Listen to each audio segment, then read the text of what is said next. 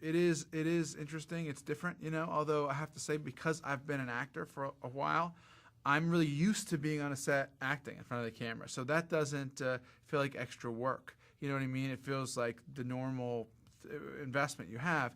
The problem is that the time you take to think about your performance and what you're going to do just takes away from the amount of time you have to think about what you're going to do as a director. So the big problem is just those two jobs fighting over time, and you only have a limited amount because, as they say, time is money. Sometimes you're sort of peripherally aware of stuff that's going on when you're acting in a scene.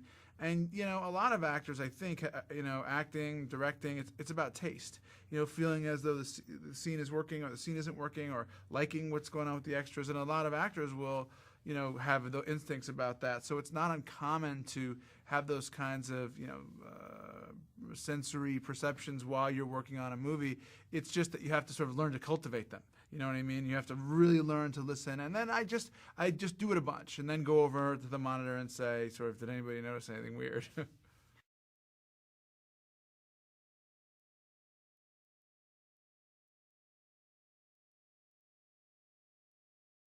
Obviously want to have the best actors possible, but I also wanted people that I could make look just like the real people, because I wanted that correlation, that similarity with a true story to show people that, in fact, this is real, it really happened. And so that, when they're in a magazine or in a book or at a picture at the end of the movie, you could be kind of struck by the similarities. But it turned out that, mustaches and glasses and a wardrobe kind of goes a long way toward getting people to look like the other different people in the 70s.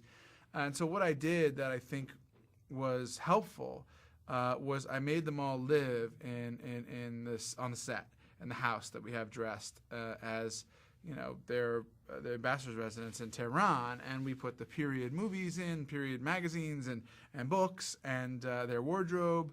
And they had to live. I couldn't find 70s like food boxes, but they had to live together and get used to one another as if they'd been cooped up together. When they got out, you really did. It felt different. It felt like these are people who knew each other in a more intimate way.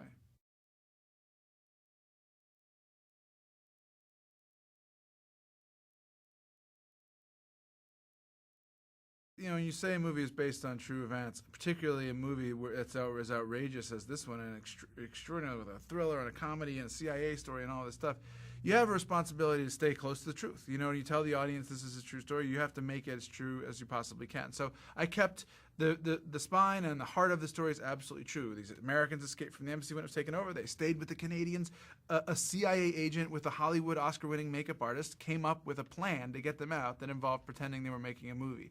That's all real. John Chambers, the makeup artist that was friends with Tony Mendes, an absolutely real guy. He also looks almost exactly like John Goodman, and he won the first Oscar for makeup. He did Planet of the Apes. He was the head of makeup for Warner Brothers, but he also had his secret compartment makeup drawer with a lock on it. Is where he kept all his CIA disguises. The masks that got people out of snuck people out of Southeast Asia and that kind of thing. So that was really true. The Alan Arkin character is a bit of a composite, and we made him a little bit more of a sort of old, famous, worldly producer. The real guy Seidel was a little bit less, had a little bit less interesting history. And I thought Alan, to play that, you would get an even better sense into Hollywood, both the part that you kind of roll your eyes at and the part that's really interesting.